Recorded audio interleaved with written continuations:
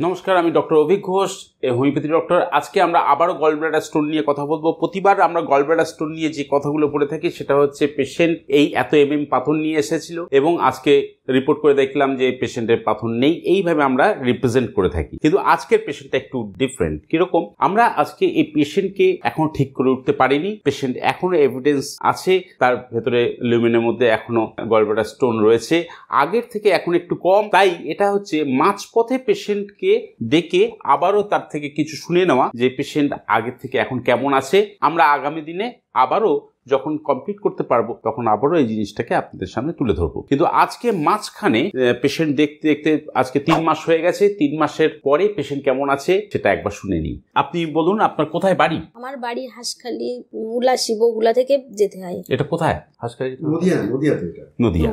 নদিয়া হাঁসখালি থানায় আপনার বাড়ি। আপনি এসেছিলেন আজ থেকে 3 মাস আগে। আপনি যখন এসেছিলেন তখন আপনার সমস্যা কি ছিল?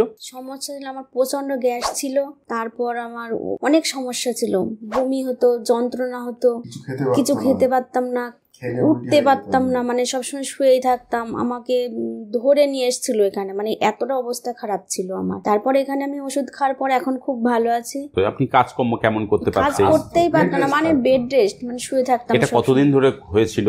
কতদিন ধরে ছিলেন এভাবে? মানে এখানে আসার 2 মাস, 2 মাস মানে আমি উঠতেই পারিনি, বিছানায় পড়েছিলাম।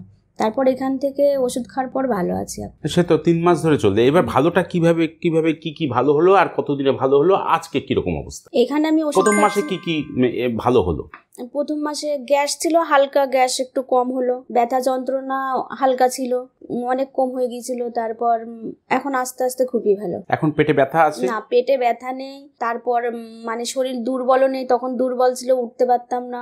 গ্যাস নেই, কোনো জ্বালাই নেই, এখন ব্যথা যন্ত্রণা কোনো কিছুই নেই। আরেকটা কথা হচ্ছে, আমাদের স্টোনটা ছিল 11 mm, আর 3 মাস পরে ইউজি করার পরে দেখা যাচ্ছে 7.8 এ এসে দাঁড়িয়েছে। অ্যাকচুয়ালি তখন ইউএসজি করা হয়েছিল। আমার কাছে আসার আগে যখন এসেছিল তখন ইউএসজি করেছিলেন। 11 mm গলব্লাডারের মধ্যে পাথর ছিল।